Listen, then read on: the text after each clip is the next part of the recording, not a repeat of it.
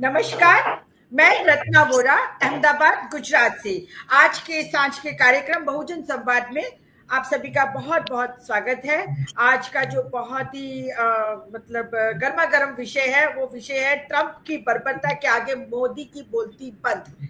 और इस विषय पे आज हम चर्चा करने जा रहे हैं। और मैं अपने पैनलिस्टों की पहचान करा दूं। सबसे पहले हमारे साथ हैं डॉक्टर सुनीलम जी, जो अध्यक्ष है किसान संघर्ष समिति के, समाजवादी सोच रखते हैं और पूरे देश में इनको बहुत ही इज्जत से देखा जाता है और इनकी बात को बहुत ध्यान से सुना जाता है। साथ ही हमारे साथ जुड़े हैं अभी जगरूप सिंह शेखो जी, जो प्रोफेसर हैं राजनीतिक विज्ञान के। और साथ ही हमारे साथ जुड़े हैं डॉक्टर आफताब कमाल पाशा जी।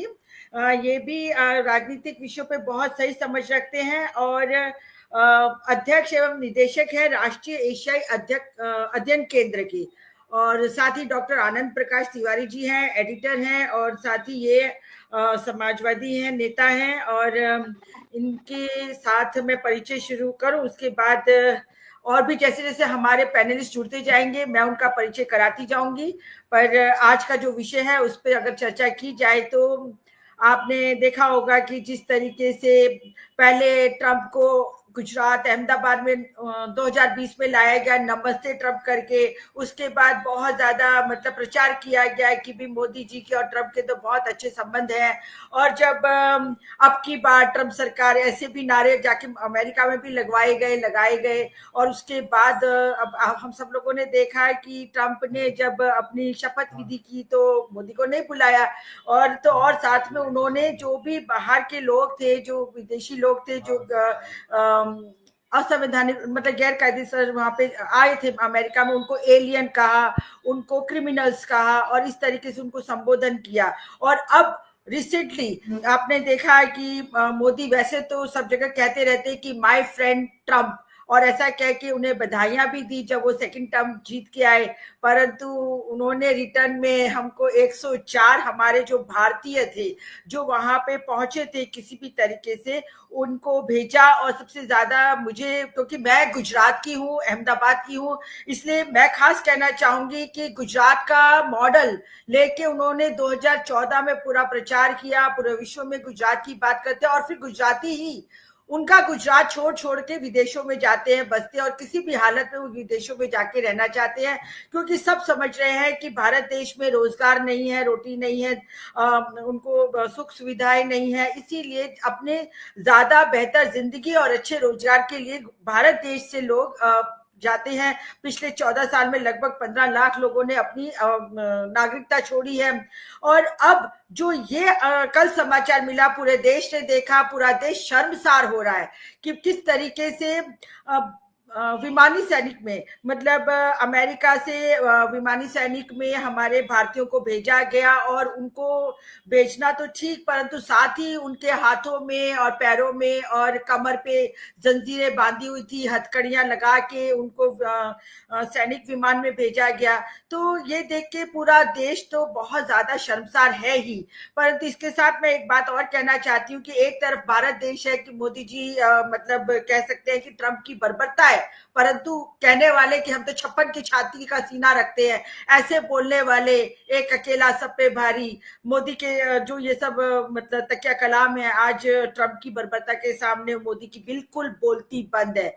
और दूसरी तरफ मैं अगर आपको याद दिला दूं, हम सब लोगों ने सोशल मीडिया में देखा भी होगा कि कैलिफोर्निया के में भी मतलब सैनिक विमान से भेजा जा रहा था, तो कैलिफोर्निया ने उनका सैनिक विमान नहीं उतरने दिया और साथ ही उन्होंने फिर अपना विमान भेजा और अपने विमान से उन्होंने कोलंबिया वहां, Colombia sorry Colombia, I am so sorry. तो कोलंबिया ने खुद का विमान भेजा उनके राष्ट्रपति ने, और उनको मतलब स्वाभिमान के साथ उनके देश के नागरिकों को वापस लाया गया। तो आप देख सकते हैं कि किस तरीके से दो देशों ने अपने जिसे कहते हैं कि इस इशू को किस तरह से हैंडल किया।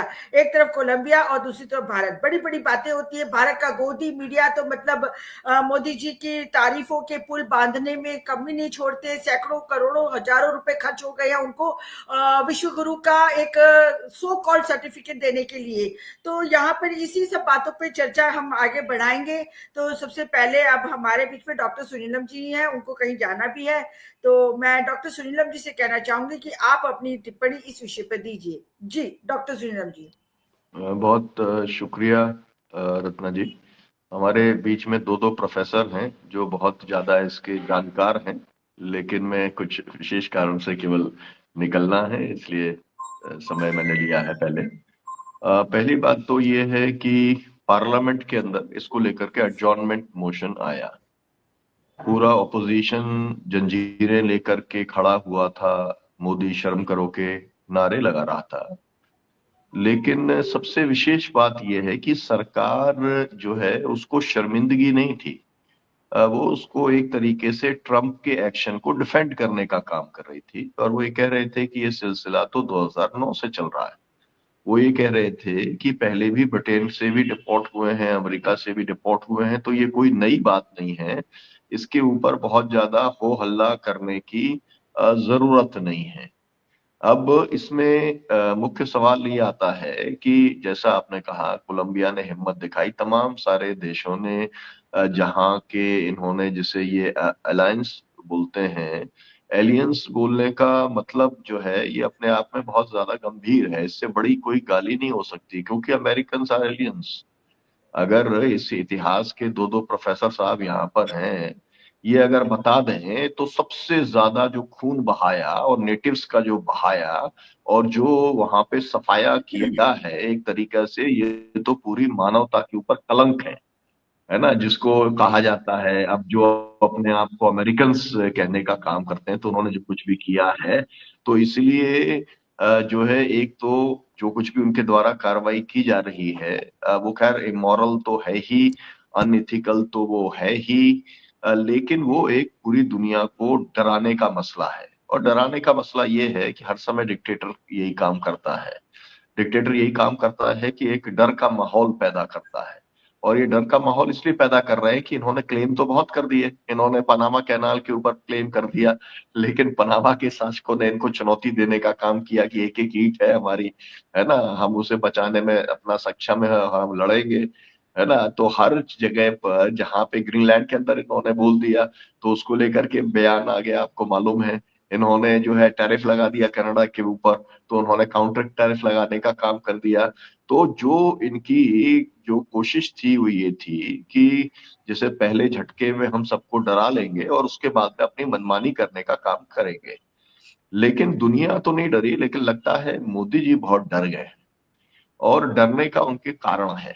डरने का कारण ये है कि देखिए, अमेरिका के कोर्ट ने उनके परम मित्र अडानी को लेकर के जो है वो जारी किया, वारंट जारी किया।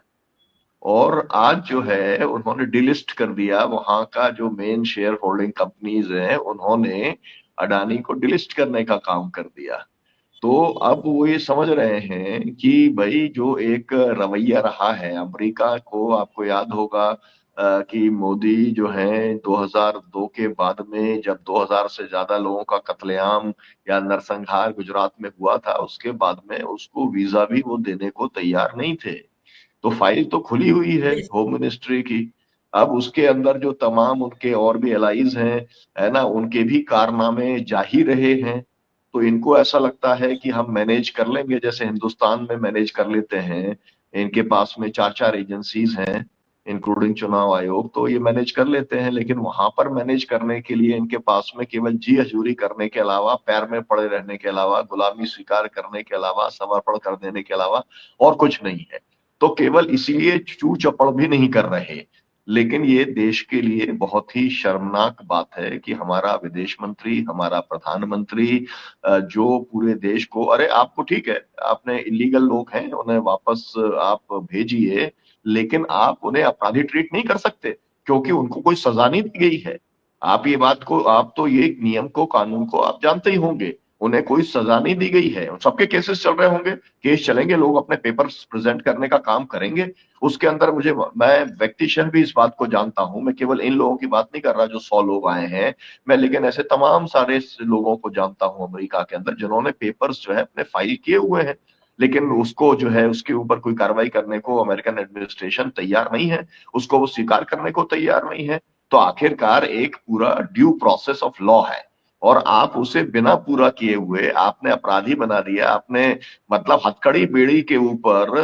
तो हमारे साथ में क्योंकि ये हुआ है, तो उसके बाद में हम कोर्ट गए, तो कोर्ट के अंदर बाकायदा जो है मतलब वो किया गया, एक जो है आदेश हाई कोर्ट ने कहा कि ये गलत है, ये इलीगल है, और उसके ऊपर जो है जो पुलिस वालों ने हमारे साथ ये किया था उनको बाकायदा उनकी वो रोकी गई, जो है उनका प्रमोशन रोका गया, उनके ऊपर कार्रवाई करने का काम किया गया।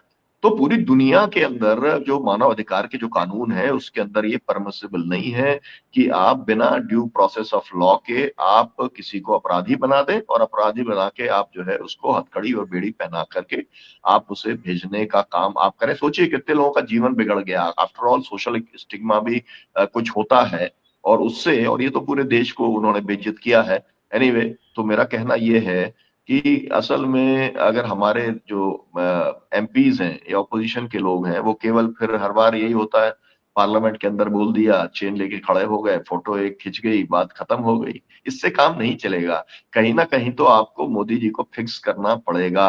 हर चीज में वो ऐसी स्कॉट फ्री निकल के चले जाते हैं, कोई भी उनके ऊपर आरोप चिपकता ही नहीं है, क्योंकि गोदी मीडिया उनके साथ में है, क्योंकि मेजोरिटी उनकी बनी हुई है, जो कि असल में माइनॉरिटी है। ये वाली बात हम आज का विषय नहीं है इसलिए नहीं करेंगे। बस मैं यहीं पर इतनी बात कहना चाहता हूँ। बहुत शुक्रिया आपका रत्ना जी, समय देने के लिए। जी, बहुत-बहुत धन्यवाद डॉक्टर सुनीलम जी। आपने सही कहा कि जिस तरीके से मतलब ये हथकड़ियाँ पहना के भेजा गया, वो तो एक मानवाधिकारों का हनन है ही। और मतलब हमारे सुप्रीम कोर्ट ने भी गाइडलाइंस दिए हैं डीडी बासु केस के अंदर, और उसके अंदर भी बताया गया है कि आप किसी की भी अपराधी साबित होने के बावजूद भी आप उसको हथकड़ियाँ नहीं पहना सकते, कोर्ट में इस तरह से नहीं लेके जा सकते हो। तो यहाँ पर आपकी बात को ही आगे बढ़ाते हुए आपने बताया कि जो जी, प्रधानमंत्री हैं, अभी वो जो बड़ी-बड़ी बातें करते थे, अभी क्योंकि अडानी फँसे हुए हैं, उनका पर मतलब वारंट इश्यू किया हुआ है, और अडानी जैसे बोलते हैं तोते की जान राजा की जान तोते में, तो वही बात है, इसीलिए वो कुछ भी नहीं बोल रहे हैं। तो ये एक अपने आप में बहुत देश के लिए तो शर्मसार करने वाली बात है। अब हमारे पास जैसे मैंने बताया कि गुजरात से सबसे ज़्यादा लगभग 37 लोग गुजरात से डिपोर्ट किए गए हैं और इस तरह से भेजे गए हैं। उसके बाद आता है पंजाब का नंबर। तो हमारे साथ जगरूप सिंह सेखो जी भी जुड़े हुए हैं, जो राजनीतिक विज्ञान के अपने प्रोफेसर हैं गुरु नानक देव विश्वविद्यालय के, और पंजाब में उसका सेकंड नंबर पे आता है कि पंजाब से लोग जाते हैं। और मैंने हम लोग जो सोशल मीडिया में देख रहे हैं कि लोग अपनी पूरी पूरी प्रॉपर्टीज बेच रहे हैं, जमीन बेच के निकल गए हैं, और कम से कम 50 लाख तो समझो कम से कम वो खर्च करते हैं, और उसमें भी वो कायदे से नहीं जाते हैं, डंकी रूट से जाते हैं। और ऐसे में फिर वो कहीं ना कहीं उनके साथ अब हमने देखा है कि बहुत ज्यादा ठंड लगने से या फिर कहीं उनके साथ बर्बरता हो जाती है, और वो बीच रास्ते में ही गुजर भी जाते हैं, और परिवार को उनका चेहरा तक देखने को मिलता नहीं है। तो जगरूप सिंह जगरूप सिंह शेखा जी से मैं निवेदन करूंगी कि इसी विषय पर कि क्यों ज्यादा से ज्यादा लोग पंजाब से जा रहे हैं, गुजरात से जा रहे हैं, उसका कारण मुझे मालूम है, मैं फिर बताऊंगी। परंतु गुजरात से पंजाब से क्यों जा रहे हैं, आप उस विषय पर जरा प्रकाश डालिए, और मोदी की बोलती क्यों बंद है।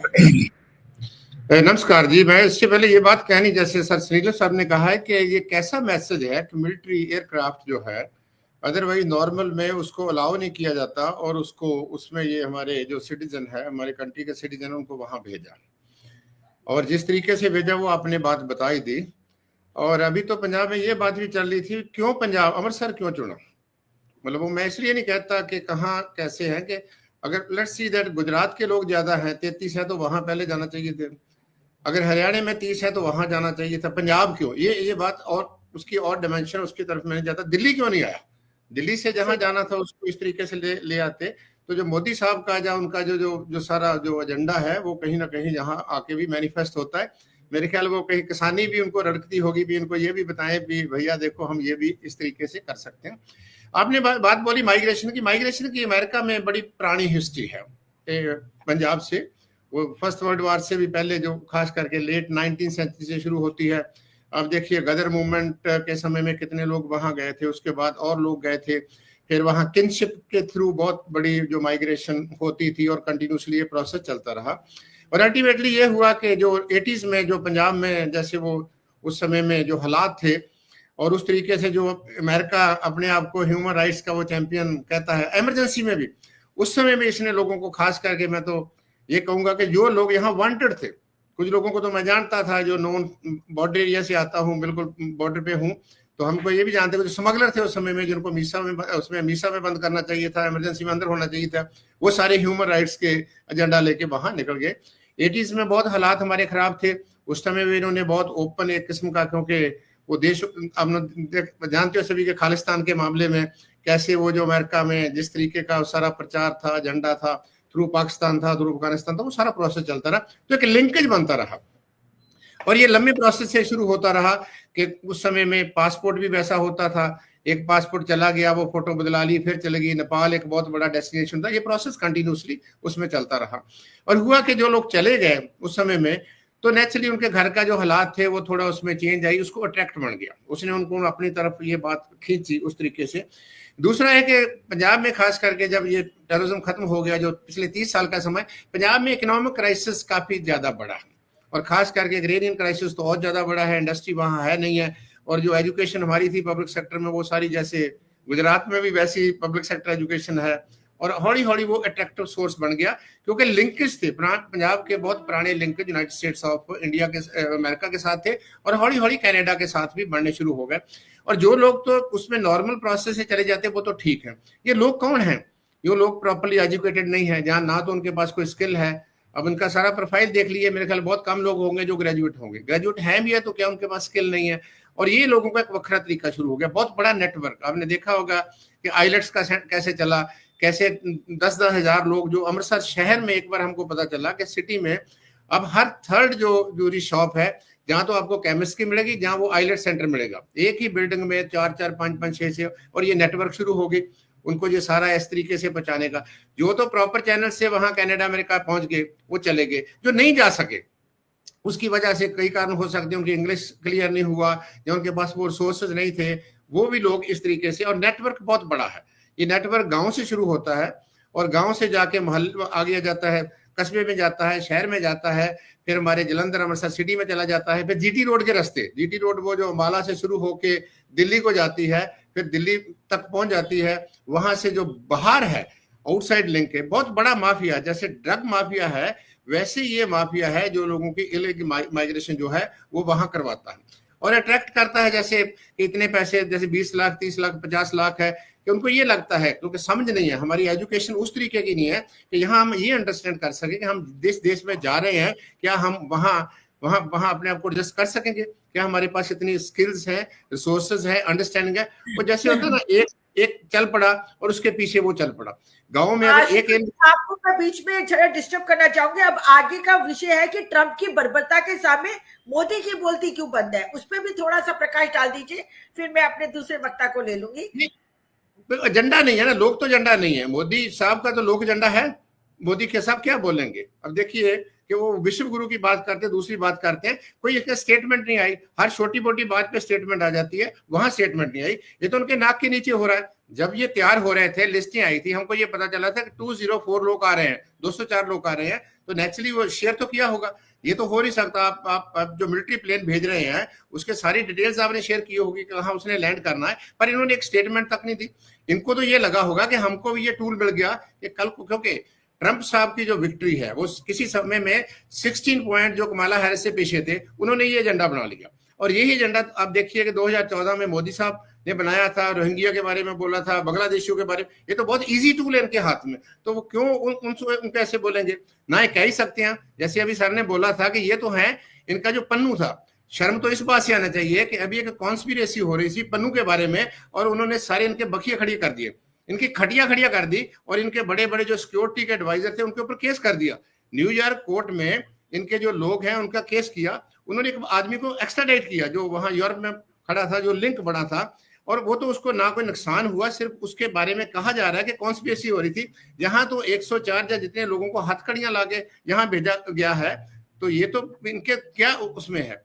कहने का मतलब ये है कि ये तो यहाँ अपने लोगों को डराने के लिए ही बने हुए हैं, वहां ऐसे करते हैं। वहां तो आप देखिए कि कैसे इन्होंने उस समय में अपना जुलूस निकाला था, जो एक मोदी होडी की उसमें बाद में किया था, बाद में डलमे में आ गए। तो मेरा कहने का मतलब है, ये शेर अपने घर में है, ये विश्व गुरु जिसको कहते हैं, ये अपने घर में है। ये तो किसी से बात नहीं कर सकते, आर्ग्यूमेंट नहीं कर सकते, किसी के साथ अपना नेशनल इंटरेस्ट को सामने रख के जैसे वो बात कहते हैं वैसे वो बोलते चले जाते हैं।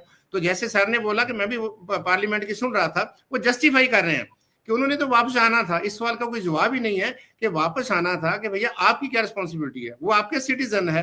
तो कहने का मतलब है, मोदी साहब का ये एजेंडा नहीं है जनता कहीं जाए पहाड़ में, जो बाहर गए उनका कुछ भी हो जाए, डूब जाए। हो ऐसे रहा है कि दो बड़े मुद्दे इलेक्शन में आए थे, एक बेरोजगारी आया था और एक महंगाई आया था, उसको एड्रेस किया किसी में? इनका तो सिर्फ ये है कि इलेक्शन जो है, इलेक्टोरल विक्ट्री चाहिए, कम वट में देश के लोग या दूसरे लोग वो कहीं भी चले जाए, उसके बारे में इनको कोई वो नहीं है। तो इसलिए मोदी साहब तो बिल्कुल नहीं बोलेंगे, डुबकी जरूर लाएंगे, अगर उससे जो बाहर बैठे लोगों का थोड़ा बहुत कल्याण हो जाए वो तो दूसरी बात है। तो कहने का मतलब ये है कि इनकी ना जरूरत है, ना इनमें हौसला है, ना इनकी कैपेसिटी है, ना ये सिंसियर है कि अपने सिटीजन के वेलफेयर के बारे में या सिटीजन की जो सिक्योरिटी के बारे में, या जो बाहर गए हैं, इलीगल गए हैं, उनके बारे में कोई स्टैंड ले जिसके उनकी डिग्निटी बनी रहे। डिग्निटी इलीगल सिटीजन की नहीं है, डिग्निटी असल में हिंदुस्तान के लोगों की है, हिंदुस्तान के अवाम की है, हिंदुस्तान की है, जिस हिंदुस्तान को आजाद करवाने के लिए लोगों ने बहुत बड़ी कुर्बानी दी। ये अपना रोल प्ले कर रहे हैं, क्योंकि इन्होंने उस समय भी जो किया था पता है। जी जी, बहुत बहुत धन्यवाद जगरूप सिंह शेखू जी। अब हमारे साथ प्रोफेसर A.K. पाशा भी जुड़े हुए हैं, वो राष्ट्रीय एशियाई अध्ययन केंद्र के अध्यक्ष हैं। तो मैं अब उनसे अनुरोध करूंगी कि इस विषय पे आप अपनी टिप्पणी दीजिए कि ट्रंप की बर्बरता के आगे मोदी की बोलती बंद क्यों। जी, प्रोफेसर A.K. पाशा जी। जी, शुक्रिया मुझे बुलाने के इस चैनल पे।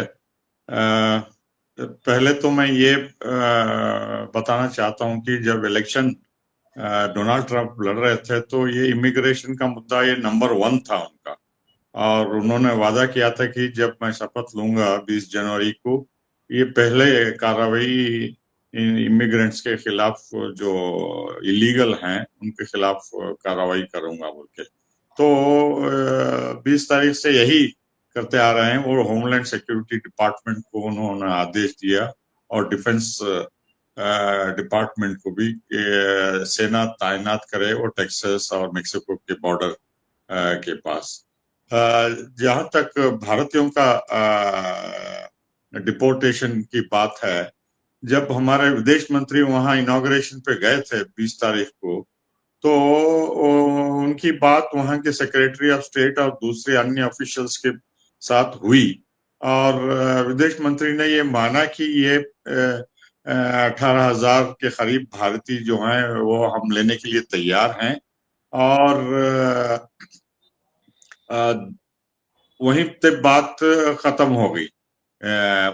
लौट के आए बाद उन्होंने कुछ इसके ऊपर ध्यान नहीं दिया, कुछ अर्जेंसी नहीं बताए और कुछ कार्रवाई नहीं किए, और वो समझते थे कि ये दूसरों देश, पड़ोसी देशों में जो हैं वो उनको पहले भेजा जाएगा। जैसा कोलंबिया में ट्रंप के डिपार्टमेंट ने कोशिश करी मिलिट्री प्लेन भेज के, लेकिन वहां के प्रेसिडेंट ने इतनी जुर्रत बताई कि वो वहां मिलिट्री प्लेन लेने से मना कर दिए, क्योंकि उनको पता था कि ये हथकड़ियां डाल के भेजे हैं। और कोलंबिया जो है इतना छोटा मुल्क है कि ये हरियाणा से भी छोटा है और उनकी इकोनॉमी इतनी कमजोर है, लेकिन फिर भी वहां के प्रेसिडेंट ने इतना बड़ा कदम लिया, इतने बड़े सुपर पावर नेबर के साथ, कि दुनिया सोच भी नहीं सकती थी। जब कंपैरिजन आप हिंदुस्तान की करें तो कई गुना पॉपुलेशन से ही नहीं, इकोनॉमी से ही नहीं, डेमोक्रेसी, लिबरल डेमोक्रेसी से ही नहीं, लेकिन न्यूक्लियर पावर और ग्लोबल साउथ का जो इमेज है हमारे बारे में, तो ये सब ध्यान में रखते हुए उन्होंने ट्रम्प ने ये कदम उठाया और इसका जो है बहुत ही शर्मनाक इम्प्लीकेशंस हो गए। और मेरे ख्याल से ये जो विदेश मंत्री हैं ये अपनी कमजोरी बताए हैं, ये आके अर्जेंसी नहीं बताए, चाहे वो प्रधानमंत्री को हो या अपने मिनिस्ट्री में हो, एक एक्शन प्लान तैयार करके चार्टर्ड प्लेन या जो भी प्लेन्स हैं मिलिट्री के वगैरह, जब हम कई बार इस तरह के भारतीयों को वापस लाए हैं कुवैत से, यमन से, लिबिया से, सीरिया से, लेबनान से, सूडान से, हमें काफी एक्सपीरियंस है और सिर्फ आदेश देना था मिनिस्ट्री को और कोऑर्डिनेट करना था दूसरी मिनिस्ट्री से, लेकिन इन्होंने कुछ नहीं किया और देखते रहे। वहां की एम्बेसी भी वहां अमेरिकन वाशिंगटन में, उनको बताया जाता है कि इतने लोगों को भेजा जा रहा है और लिस्ट भी दी जाती है वगैरह वगैरह करके। तो जो विदेश मंत्री आज पार्लियामेंट में बता रहे थे वो उन्हें कुछ हैरानी नहीं हुई। उनका जो डिपार्टमेंट है अमेरिका का आईसीई जो कस्टम्स का है, वो जो डिपोर्ट करे हैं उनका स्टैंडर्ड प्रोसीजर है हथकड़ी पिनाना हाथों में, पाँव में और पीठ पे। तो ये बता रहे हैं ये, और विदेश मंत्री हमारे एक्सेप्ट कर रहे हैं कि उनका स्टैंडर्ड ऑपरेटिंग प्रोसीजर हमें मंजूर है। उनको थोड़ी भी शर्म नहीं आई कि ये हमें अपोज करना था।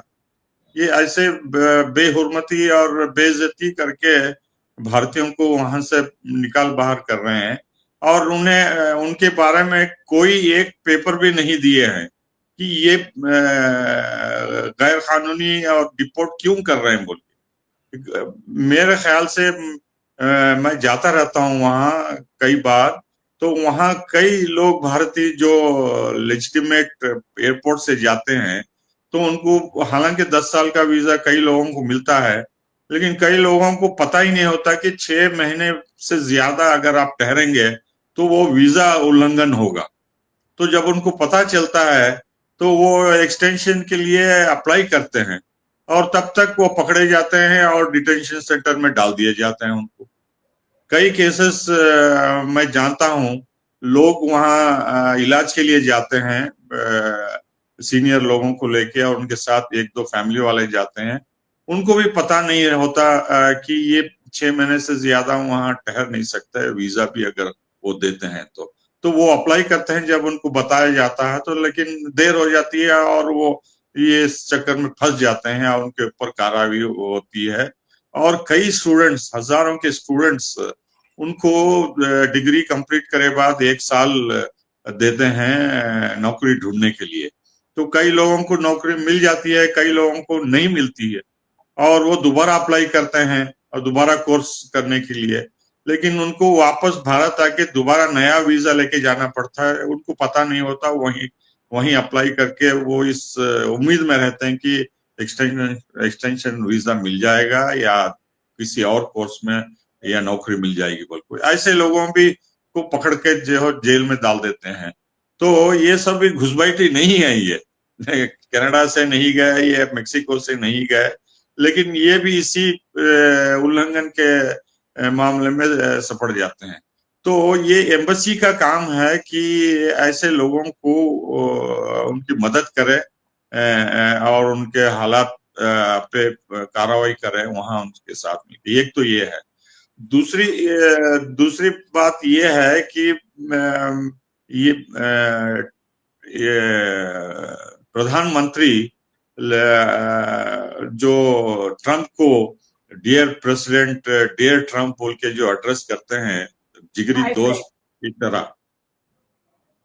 दोस्त की तरह, तो ये दोस्त होने के नाते इन्होंने इतने शर्मनाक तरीके से भारतीयों को ट्रीट किया है। और भारत और अमेरिका के बीच में पिछले 35 सालों से सभी प्रधानमंत्री और विदेश मंत्री नरसिम्हा राव से लेके अटल बिहारी वाजपेयी, मनमोहन सिंह, देवेगौड़ा, A.K. गुजराल वगैरह सभी यही प्रयास में लगे हुए हैं कि सोवियत यूनियन के खत्म होने के बाद हमें अच्छे से अच्छे ताल्लुकात अमेरिका से बनाना है। और चीन के साथ हमारा तजादुम हो रहा है, पाकिस्तान के साथ घुसपैठी, क्रॉस बॉर्डर टेररिज्म हो रहा है बोल के। लेकिन ये एक तरफा हो गया है, ये वन साइडेड स्ट्रेटेजिक फ्रेंडशिप है, पार्टनरशिप है, और अमेरिका उसको उस नजरिए से नहीं देखता। देखिए बाइडेन के दौरान भी कई भारतीय कंपनीज को सैंक्शंस थोपे गए थे। उन पे इल्जाम ये लगाया गया था कि आप रशिया को सपोर्ट कर रहे हैं यूक्रेन के मामले में। और जब हमारे बगल में बांग्लादेश में तख्ता पलटा गया तो अमेरिका का हाथ इसमें काफी गहरा था, और अमेरिका उसमें हमारे स्ट्रेटेजिक इंटरेस्ट को नजरअंदाज कर दिया। उसके पहले अफगानिस्तान में जब वहां तालिबान लड़ रहे थे, हम इतना सारा पूंजी वहां इन्वेस्ट करे थे, तो भारत को किसी भी लेवल पे इन्वॉल्व करने से अमेरिका इनकार कर रहा था, अलग थलग कर दिया, वो पाकिस्तान के को ही प्रेफरेंस दे रहा था। तो ये स्ट्रेटेजिक पार्टनरशिप के माने क्या हो गया कि सिर्फ हमारे ऊपर दबाव लगाए कि हम उनकी पॉलिसी को अपनाएं और जो चाहते हैं चीन के खिलाफ उसमें हम उनके साथ रहे, या भारत रूस के साथ तेल ना खरीदें या उनके साथ हथियार ना खरीदें। तो ये एक तरफा हो गई है फ्रेंडशिप। और खास तौर पे प्राइम मिनिस्टर मोदी जो है वो समझ नहीं पा रहे हैं कि अमेरिका हमारा गहरा दोस्त है या पीछे से छुरा भोंक रहा है हमें। तो हमें गंभीरता से देखना होगा कि अमेरिका वाकई हमारा स्ट्रेटेजिक पार्टनर है, दोस्त है, या अपने फायदे के लिए पूरा दबाव डाल रहा है, इकोनॉमिक प्रेशर डाल रहा है, और ये एक और जरिया था हमें जलील करके, जैसा वो दूसरे देशों को धमका रहे हैं, कनाडा को, मेक्सिको को, ब्रिक्स देशों को, चाइना को वगैरह। तो ये बिजनेसमैन का बार्गेनिंग ओपनिंग पोजीशन होती है। और इसको जैसा अब कनाडा और मेक्सिको के साथ 1 महीने के लिए जो टैरिफ डाले हैं, नेगोशिएट करके, कॉम्प्रोमाइज करके उनकी पॉलिसी है। तो ये भी एक तरीका है भारत के ऊपर दबाव डाल के इस तरह से ह्यूमिलिएट करना हमारे लोगों को, और मिलिट्री प्लेन भेजना बहुत ही नेगेटिव होता है।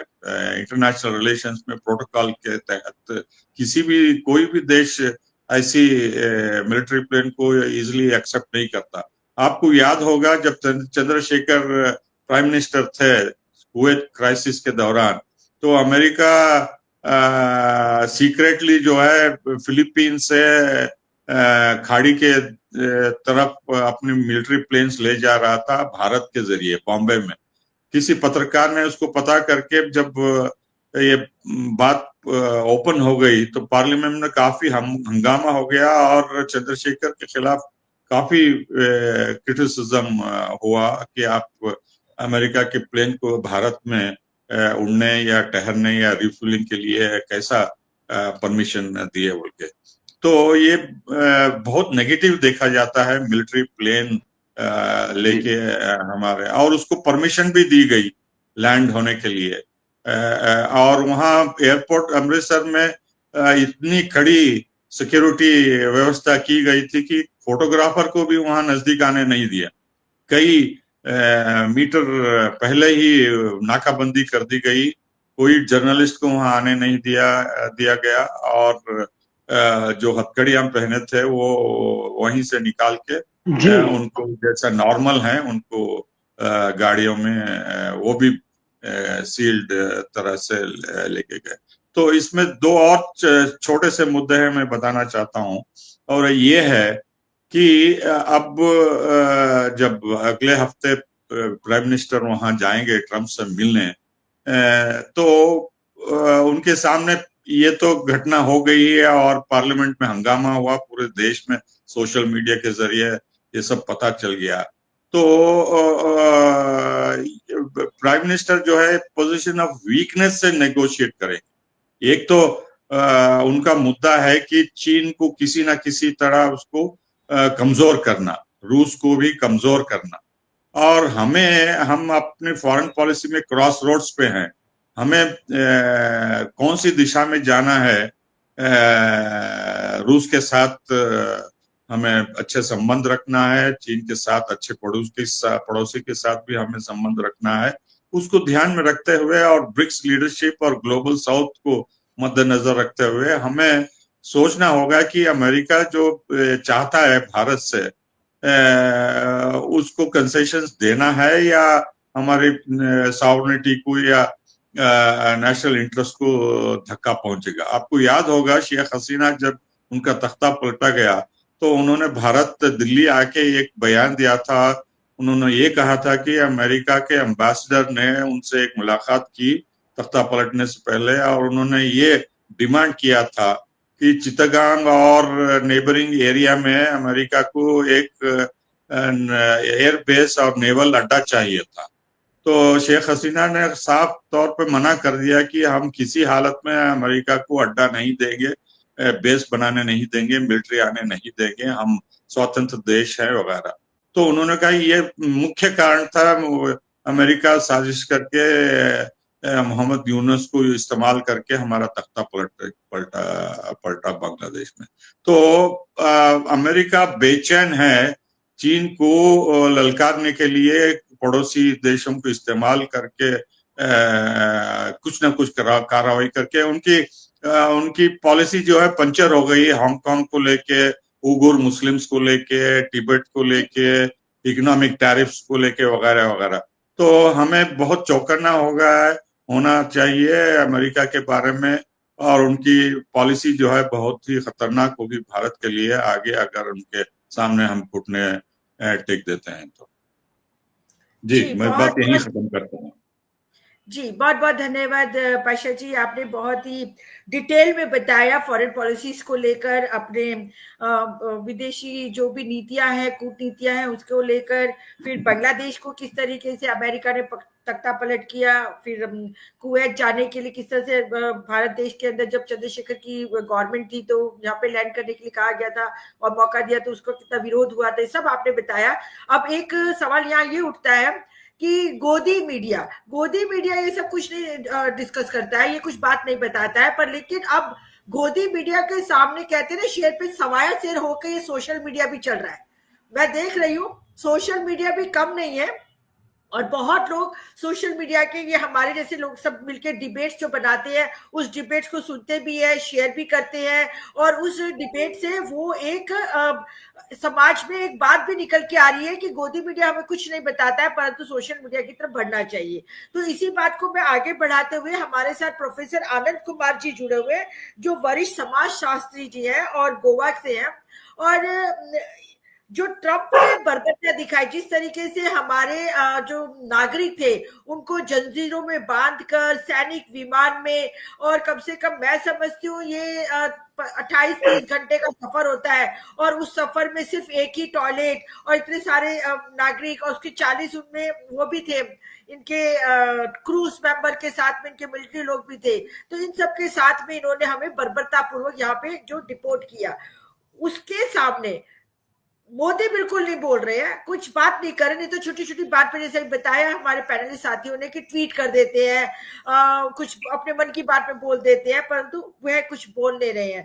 तो मोदी जी की जो बोलती बंद हुई है तो हमारे मैं प्रोफेसर आनंद कुमार जी को बुलाना चाहती थी पर कहीं शायद उनका कुछ प्रॉब्लम हो गया लगता है, आ रहे हैं।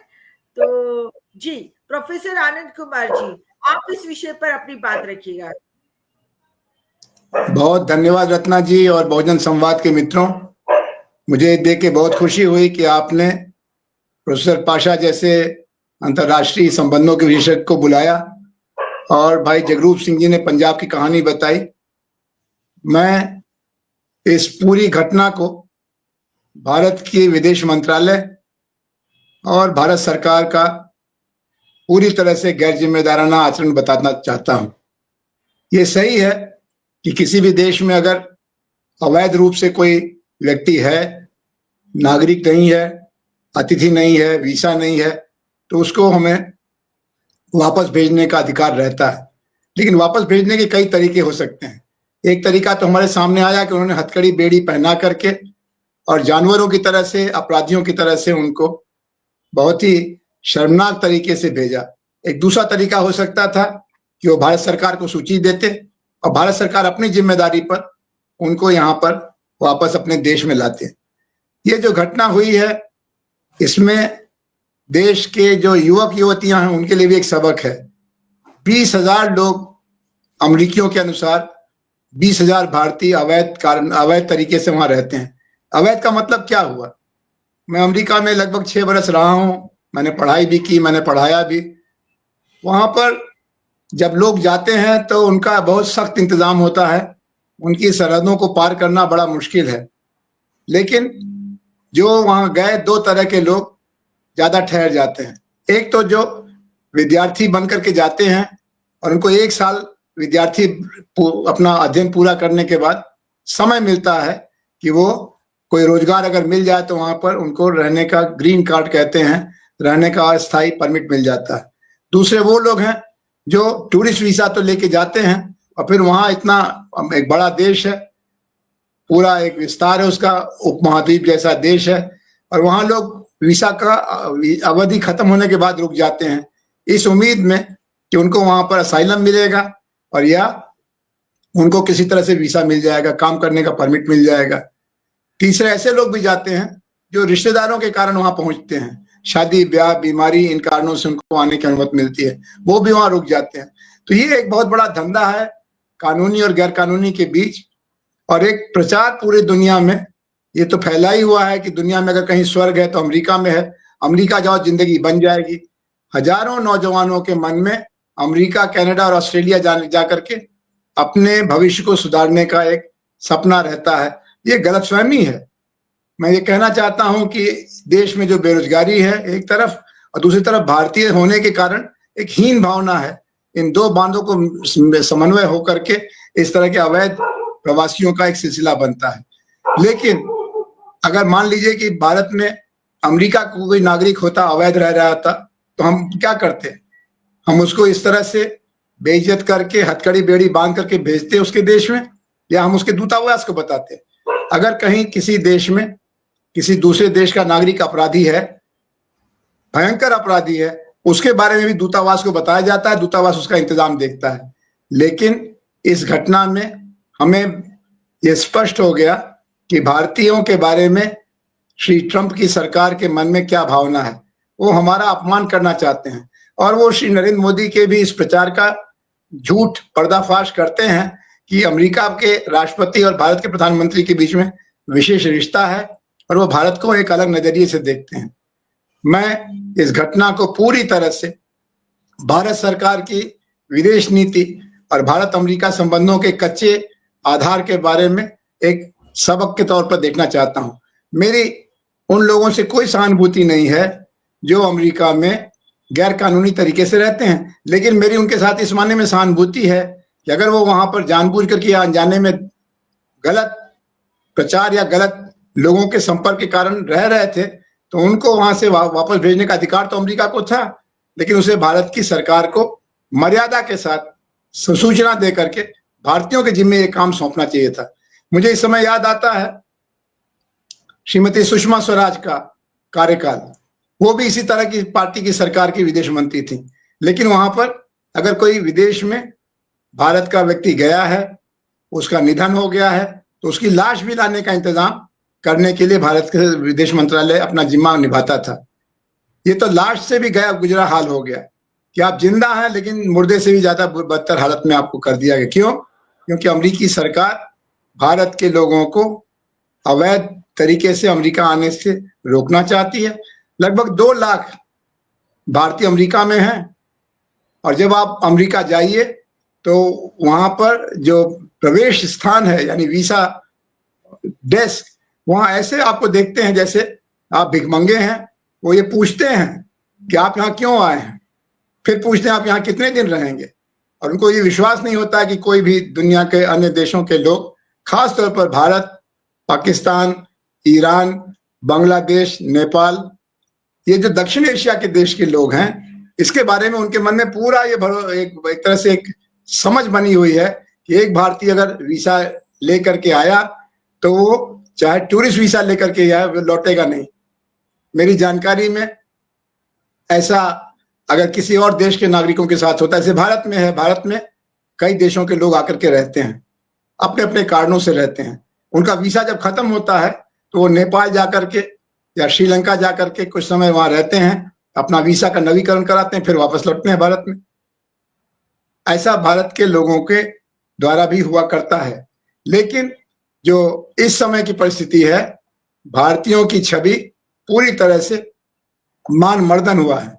कहां एक भारतीय मोहनदास करमचंद गांधी की तस्वीर पिछला अमेरिकी राष्ट्रपति बराक ओबामा अपने दफ्तर में लगाता था, कहता था इनसे हमको प्रेरणा मिलती है। कहां आज भारतीयों की छवि हो गई है कि ये दुनिया के उन अनाथ लोगों में से हैं जिनका अपने देश में कोई भविष्य नहीं है और हमारे देश में आकर के ये गैर कानूनी तरीके से रहते हैं, इनको भगाना चाहिए। मैं इसको भारत सरकार की बेइज्जती मानता हूं और मैं मानता हूं कि भारत के प्रधानमंत्री को तत्काल इस पर एक बयान दे करके देश को अपने भरोसे में लेना चाहिए और 20,000 लोगों के बीच में से ये जो लोग लाए गए, बाकी जो बचे लोग उनके बारे में भारत सरकार को कहना चाहिए अमेरिका को कि वो हमारे नागरिक हैं, उनका अपना एक देश है। जाने अनजाने अगर उन्होंने अमेरिकी कानून का उल्लंघन किया है तो हम आपके कानून की प्रतिष्ठा रखते चाहते हैं, आपके कानून का सम्मान करते हैं, लेकिन आप हमारे नागरिकों का अपमान मत करिए। हम उनको अपने देश में वापस लेने की व्यवस्था करेंगे, क्योंकि किसी भी भारतीय का अपमान पूरे भारत का अपमान है और इस मायने में भारत की सरकार असफल रही है। आपने बहुत अच्छा किया, इस पर चर्चा की है और मुझे आशा है कि आज की चर्चा को देख करके भारत का मीडिया भी इस पर ध्यान देगा और भारत के वो लोग जो गैर कानूनी तौर पर अमेरिका में ही नहीं दुनिया के किसी भी देश में रह रहे हैं, वो इस बात का ख्याल रखेंगे कि अगर आज नहीं तो कल वो पकड़े जाएंगे तो उनके आचरण के कारण पूरे भारतीयों का सिर झुकेगा। और इसके लिए हमारी जिम्मेदारी अपनी बनती है, भारत की विदेश मंत्रालय की बनती है, भारत के दूतावासों की बनती है। धन्यवाद जी, बहुत बहुत धन्यवाद प्रोफेसर आनंद कुमार जी।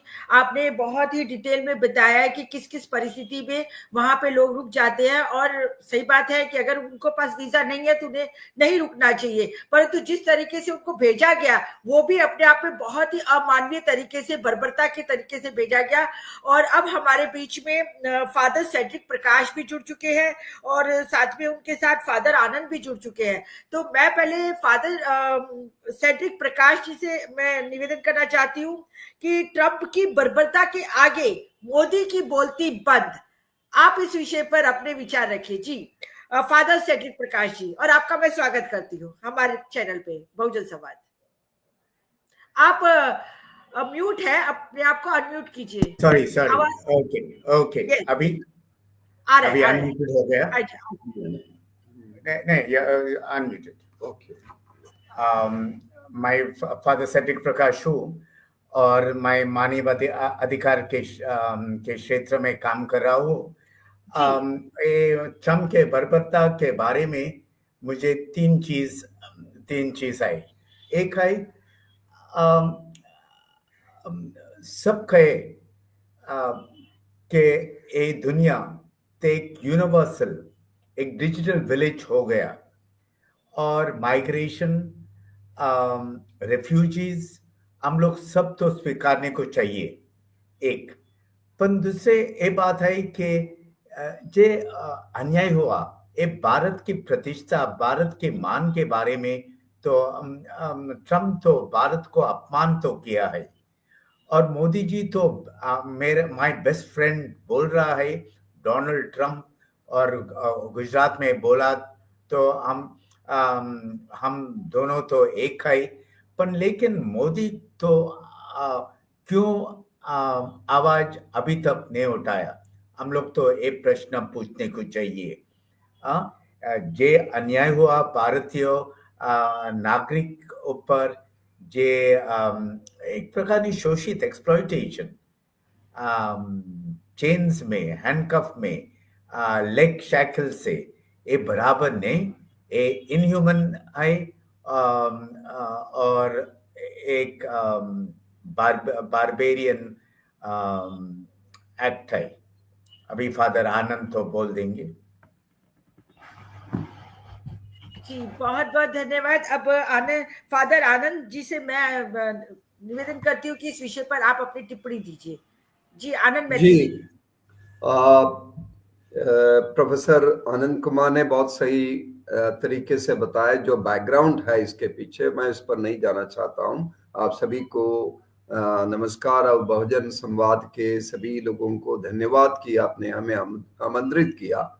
लेकिन जो मीडिया से हमें खबर मिली है, जिस तरीके के तस्वीर हम देख रहे हैं कि जिस बर्बर तरीके से उन लोगों को यहाँ डिपोर्ट किया और 40 घंटे का सफर हवाई जहाज में, और वो भी पैरों पर बेड़ियां बांध के, हाथों में हथकड़ी बांध के, और 3 बार मिलिट्री प्लेन को फ्यूल लेने के लिए, ईंधन लेने के लिए 3 जगह पर रोक दिया गया।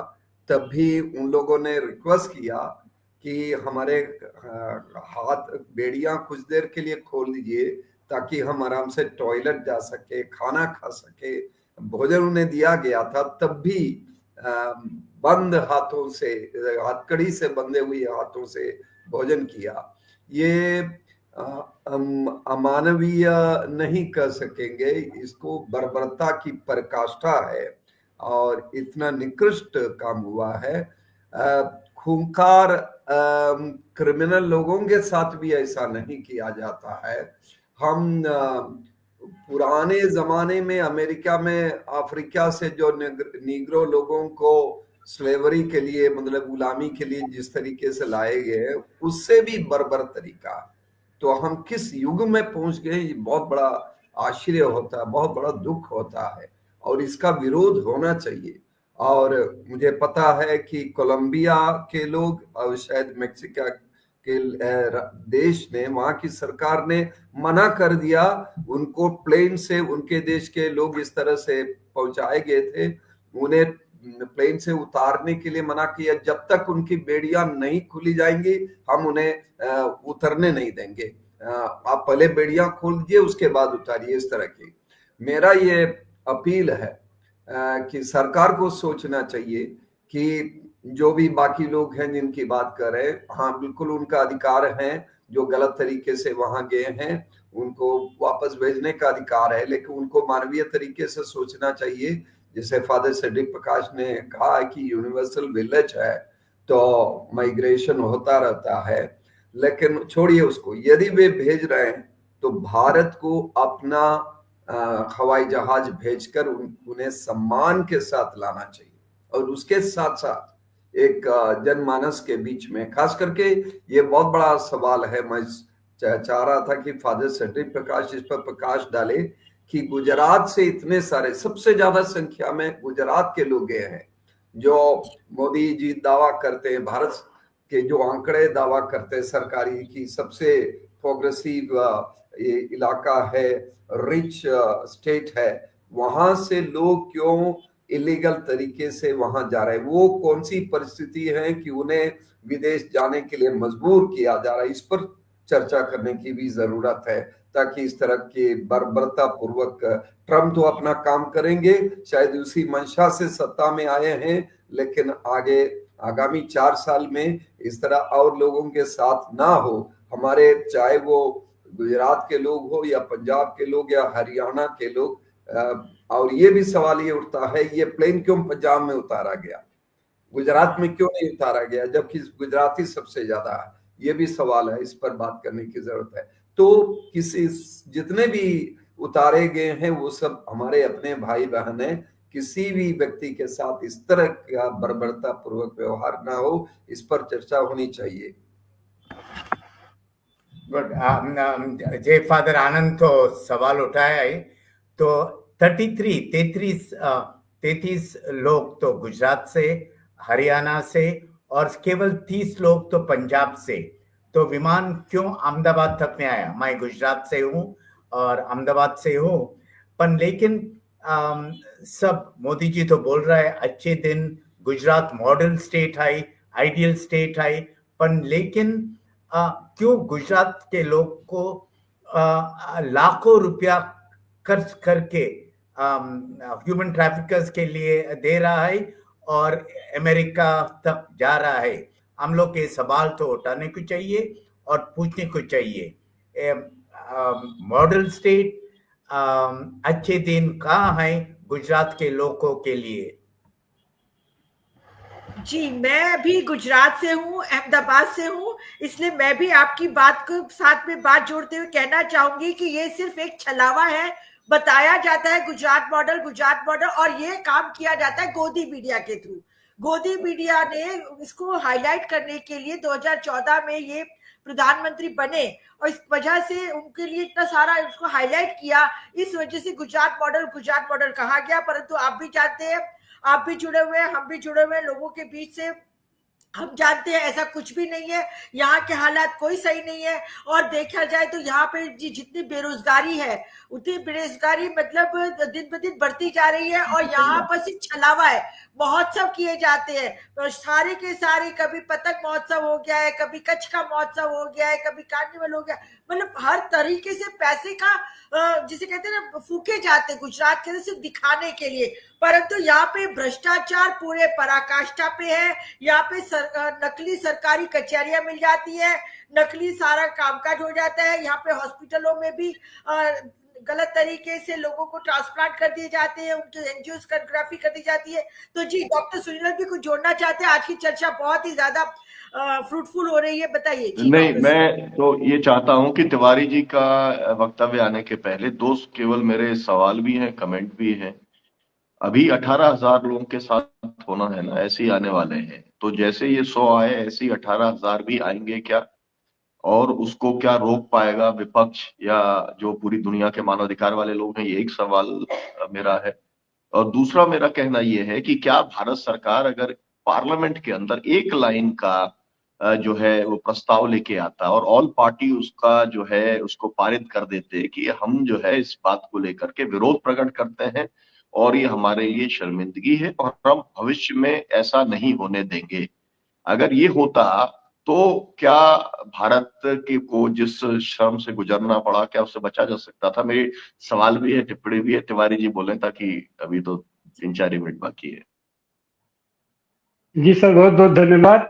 देखिए, ताकत तो आती है नैतिक बल से और देश का प्रतिनिधित्व हमारा लीडरशिप करता है, नेतृत्व करता है। यही हमारा देश रहा है कि आज की तारीख दुनिया के पैमाने पर बुद्ध की पूजा होती है। दुनिया के पैमाने पर गांधी को लोग प्रेरणा मान करके अपने पीछे उनकी तस्वीर लगाते हैं। तमाम राष्ट्राध्यक्ष वो चाहे हमारे हिंदुस्तान में आवे या फिर बाहर जाए, उनके प्रति नतमस्तक होते हैं। लेकिन फिलहाल जो हमारा नेतृत्व है वो नेतृत्व है ही नहीं है, वो केवल और केवल धंधेबाज है। जब कोई आदमी हमारी कमियों को जान जाता है तो उसका जो दोहन करता है, उसका अमेरिका का अस्तित्व ही इसलिए हुआ है कि वो आतंक के बल पर अपने अस्तित्व को कायम करना है था उसका, द्वितीय विश्व युद्ध से लेकर के और आज तक की वही स्थिति है। आज की तारीख में अमेरिका की कोई ताकत, कोई हैसियत नहीं रह गई है और जिस तरीके से ब्रिक्स के देश उसके ऊपर चढ़े पड़े हैं और चीन और रूस को बैलेंस करने के लिए हम तो ये कहेंगे कि ट्रंप की ये स्ट्रेटजी है कि भारत को, भारतीयों को इतना बेइज्जत कर दो, इतना पददलित कर दो कि इसका नेता जब वहां जाएगा तो वो उससे झुक करके बात करेगा, सामने उसके खड़ा होकर के बात करने की इसकी औकात हैसियत न रह जाए। और यही कारण था कि हमारा विदेश मंत्री, भारत का विदेश मंत्री मतलब पूरा भारत वहां लग करके इसके लिए एक न्योता के लिए गिरियाता रहा, उसने इसको नहीं भेजा। और मैं तो ये कहूंगा कि मोदी को भी वो नहीं बुलाएगा मोदी को। मोदी के ये विदेश मंत्री को वो बुलाएगा और उनको डांट के कहेगा कि तुम वो ब्रिक्स से बाहर जाओ और तुम रूस से और चीन से अपने संबंध खराब करो और हमारे डॉलर को अपने यहाँ वरीयता दो। जो इसी चीज के लिए उसकी पूरी स्ट्रेटजी है। और यह तो केवल वानगी है 102 का। अपने जैसे होता नहीं कि आतंकवादी अगर प्लेन को हाईजैक करते हैं, पहले 1 लाख फेंकते हैं, अपना फिर 2 लाख फेंकते हैं, तो उस तरीके से ये तो पहली खेप है 102 लोगों की। उसके बाद ऐसे फुटकर करके भेजेगा और भारतीयों के, भारत देश के छाती पर मूंग डलेगा। ये कदम दर कदम हमको बेइज्जत करेगा और ये बेइज्जत करने का काम ये बेइज्जत होने का काम हम करेंगे एक आदमी के चलते, और वो आदमी जो कि धर्म के नाम पर हमारे इकट्ठा हुआ है और हमारे ही प्रयागराज में धर्म का इतना बड़ा आयोजन किया और वहां अपने मृतकों को, अपने श्रद्धालु मृतकों के परिवार को लाश तक नहीं देता है, उसको दफन करवाता है और आज तक उसकी काउंटिंग नहीं देता है। तो इनके पास नैतिक बल नहीं है और ये सारी चीजें अंतरराष्ट्रीय स्तर पर जाती हैं। सब लोग हमारे एक एक गतिविधियों को देखते हैं तो वह तो जानता है कि ये आदमी इतना पददलित हो गया है और देश में इसका कुछ नहीं है, केवल कुछ भाड़े के टट्टुओं को लेकर के खाली इतना जिंदाबाद जिंदाबाद करवाता है। इसका कोई अस्तित्व नहीं है, इसका कोई मान नहीं है। लेकिन ट्रम्प शायद भूल गए हैं कि हमारे यहाँ जो